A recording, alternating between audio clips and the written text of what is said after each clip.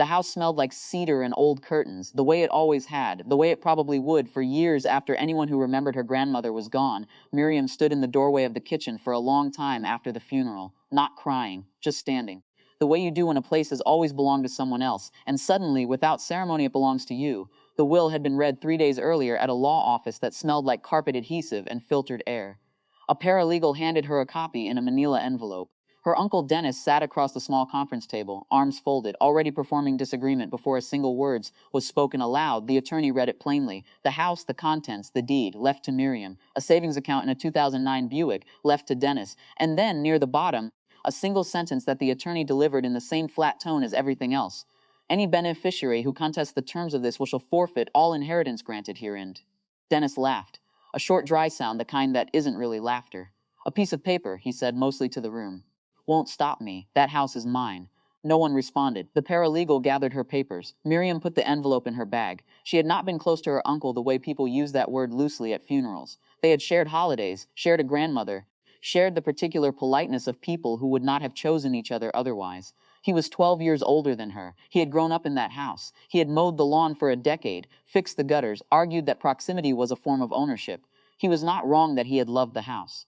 He was wrong about what that meant. The lawsuit arrived 4 days later. His attorney sent a formal notice of contest, verbal promises, undue influence, diminished capacity in the grandmother's final years. The language was rehearsed and confident. It named the house specifically. It named Miriam by her full name, which looked strange in legal print. She read it twice. Then she went back to the will and read that single sentence again. She did not call a lawyer.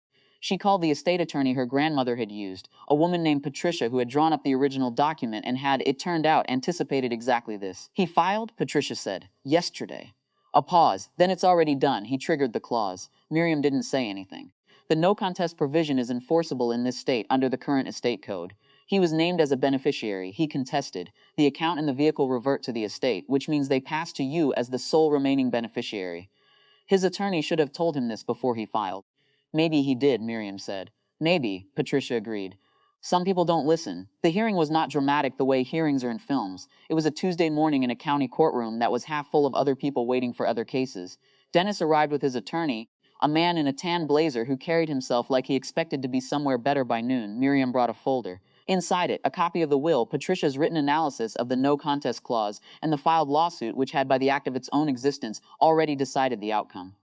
Dennis didn't look at her when she sat down. He looked at the front of the room, jaw set, certain in the way people are certain when they have not yet learned what is about to happen. The judge was a woman in her 60s who read documents the way people read documents when they have read thousands of them, without expression, without performance, with only the quiet movement of her eyes across a page. She asked Dennis's attorney to explain the basis for the contest. He did. Verbal promises, caretaking labor, the grandmother's declining cognition. He spoke for several minutes. It was organized and professional, and it landed on nothing because the moment his client had filed, none of it mattered anymore. The judge looked at Miriam. You're representing yourself? Yes. Your honor and your position. Miriam slid the folder to the clerk. The will contains a no contest clause. Mr. Dennis was a named beneficiary. He filed a formal contest 4 days after the will was read. Under state estate code, the clause is self-executing. I'm asking the court to recognize what the filing itself already triggered. The judge looked at the documents. She looked at Dennis's attorney. Were you aware of the no contest provision when you filed? A pause that lasted 1 second too long. We believed the clause would not survive a challenge given the circumstances. That's not what I asked. The room was quiet. The judge ruled from the bench. The contest was dismissed. The no contest clause was upheld. The savings account, just under $40,000, and the vehicle reverted to the estate. To Miriam, Dennis stood up too quickly when it was over. His chair scraped back. His attorney put a hand on his arm, said something low, and Dennis walked out without looking at anyone. Miriam sat for a moment after, not savoring, just letting the room settle back into its ordinary Tuesday noise, papers shuffling, someone coughing near the back, a door opening and closing. She drove to the house that afternoon, let herself in with the key that had been handed to her in a manila envelope by a paralegal in a room that smelled like carpet adhesive, the cedar and the curtains, the particular quiet of a place that has absorbed decades of someone else's life. She sat in her grandmother's kitchen chair and didn't cry and didn't celebrate. She thought about the old woman who had loved both of them in different ways, who had known her son well enough to put that sentence in the document 3 years before she died, who had said nothing about it to anyone, who had simply quietly made sure. The house was still just a house, but it stood the way things stand when someone who understood the future built them to last. Miriam made tea. She sat at the kitchen table.